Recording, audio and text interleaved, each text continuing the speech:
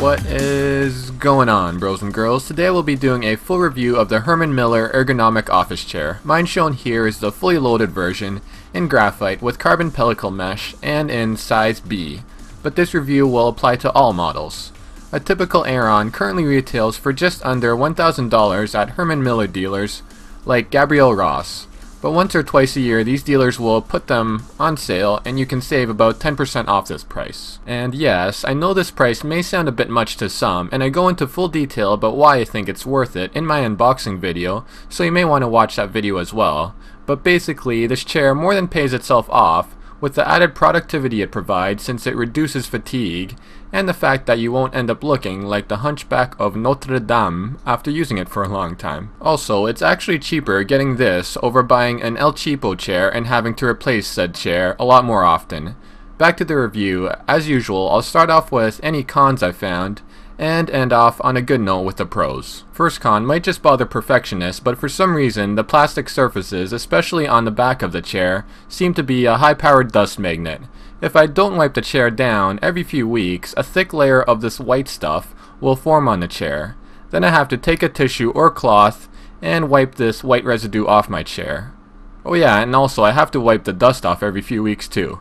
No, but seriously, the dust does accumulate pretty easily, and a chair this beautiful and sexy shouldn't be violated with dust. The only other con is what I touched on at the beginning, and it will apply to any casual buyer, and it's the price.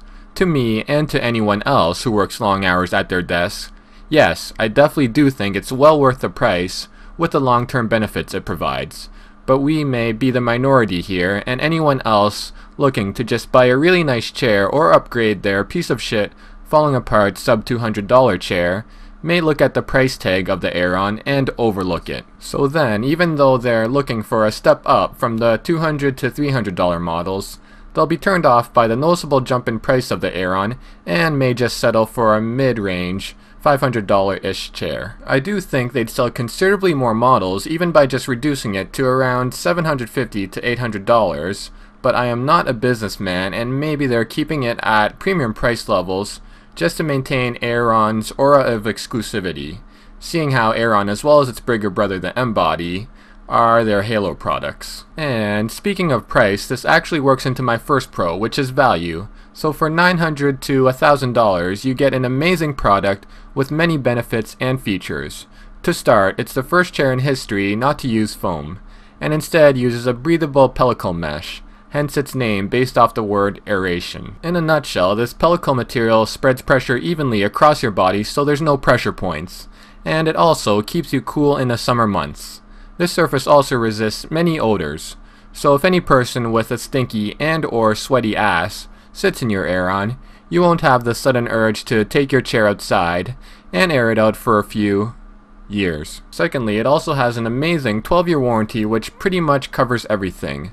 So in the long run, buying an Aeron is cheaper than, say, buying a cheaper $300 chair with less warranty, usually 1 or 2 years max, and having to replace that maybe every 3 or so years. So say you do replace that $300 chair every 3 years, so after 9 years, you've already spent $1,200 buying cheap chairs while your $900 Aeron is still fully covered and going strong for at least a few more years, if not more. Another pro is its adjustability and customizability. Obviously, no one's body is the same, so this means there is no one-size-fits-all chair solution. The Aeron comes in 3 sizes, A, B, and C. A being for most women and petite men, B being for average, or in my case, broad-shouldered, narrow-waisted, superhero physiqued men, and C being for very large-framed, or overweight and or thunder-thighed individuals. I am 5'10"-ish and currently 180 pounds of six-packed, roided up Filipino fury, and it fits my frame perfectly, and there are even more adjustments within each size, like chair height, arm pivot, as well as tilt angle that lets you further customize the Aeron to conform to your body. The last pro I want to touch on is probably the most important, and it is the functionality and how well it performs in real-world situations.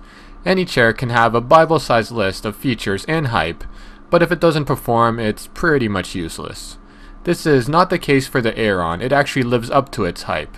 For my job, I'm at my desk for up to 8 hours at a time, maybe taking a short break every few hours to stretch out and to relieve myself of bodily fluids, and this is far and away more comfortable than my old Staples chair, which itself was promoted as ergonomic.